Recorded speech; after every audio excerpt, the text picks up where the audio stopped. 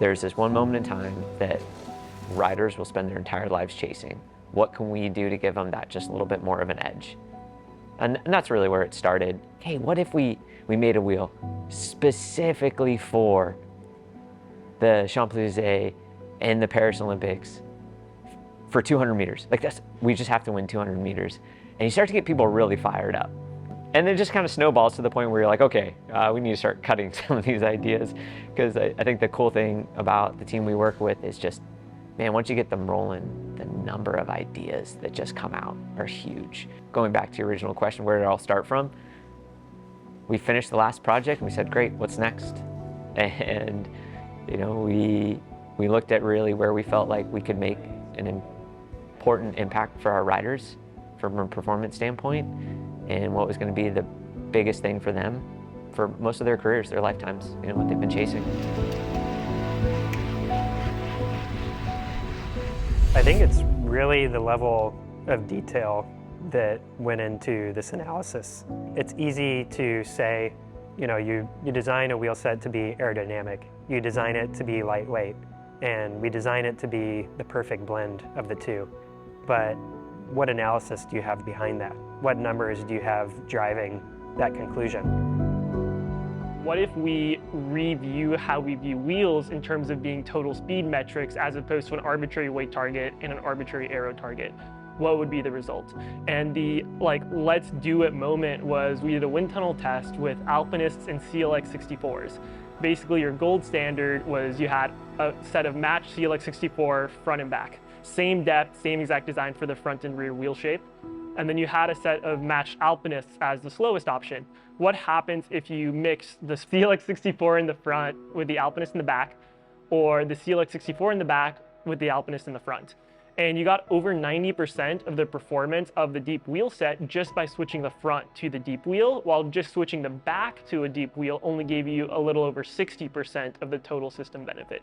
So that made it very clear, like, hey, we can add as much weight as we want to the back wheel, but adding the same amount of weight to the front wheel is going to give us a much better payoff to the rider.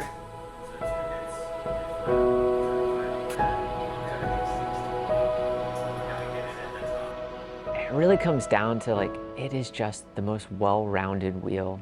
If you literally don't know what the day is going to bring, Rapide is your weapon. Whether it's heavy crosswinds, a sprint, climbing, accelerations, punchiness, it covers the spectrum. This is not for the person who's going to necessarily own a different wheel set for every wind condition. This is the wheel that you just ride every day.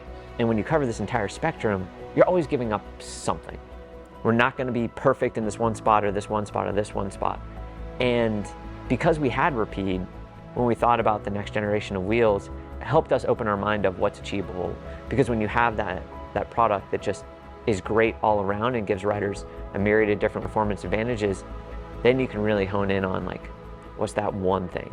Like, if we're going to get one style, one archetype of cycling, like that next advantage, what's it going to be? Like, when we think about pro cycling, we think about a sprinter, a GC rider, a climber. Okay, who is the exact rider we're targeting? Why are we targeting them? And then you can start to really break down, like, where is the advantage for that rider?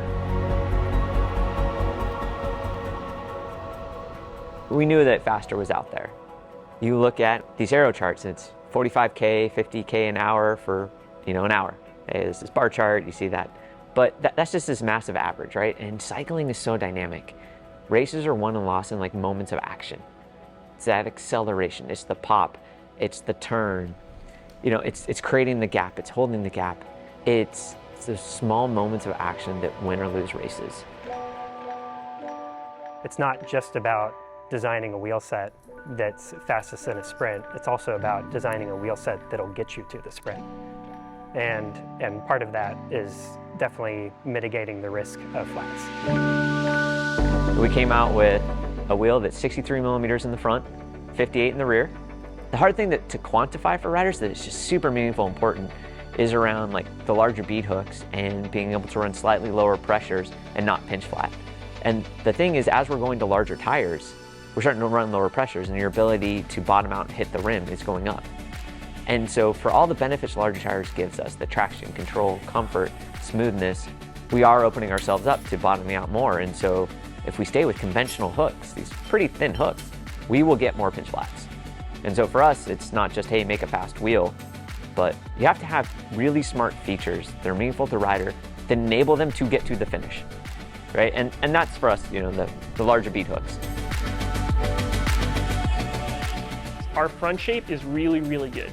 Let's keep that. Our rear shape is really deep, and we're not gaining that much aero benefit for that depth. Also, working with the pedaling leg mannequin, we know that the super thin shape that we used to have isn't optimized for working with the real rider. So how can we take those two tidbits of information to make Rapide better? Our answer was, can we make that rear wheel significantly shallower, but a more modern shape, which enables two things. You maintain your aero at a much lower weight, but you also gain the pinch flap protection. And that, in terms of what the rider gets to experience, means you have a lighter wheel set that's less likely to flat, and you're not giving up any aerodynamics. So for us, that's a huge win.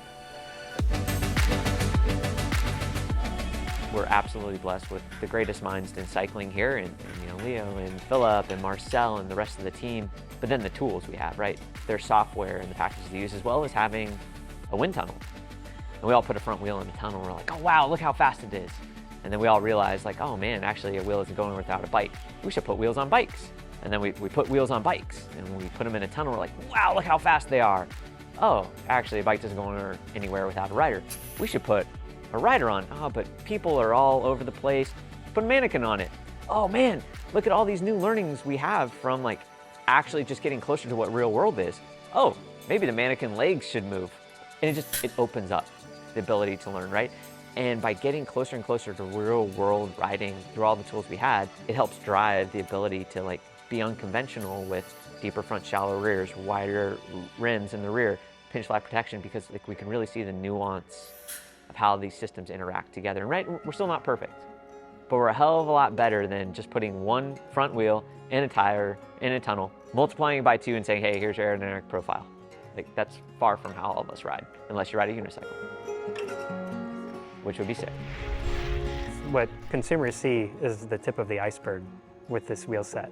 The iceberg is so deep beneath the surface of the water. And we're setting the new precedent for how we design wheel sets in the future based on this. Should people feel worried about running a carbon spoke? Absolutely not. We have spent so many hours and so many samples and so many test revs, spokes by themselves, wheels by themselves, trying to come at it from these can't work to prove to ourselves that they can. You're saving a few grams per spoke that may not actually seem meaningful. When you multiply that by 42 spokes in a wheel set, then it's meaningful.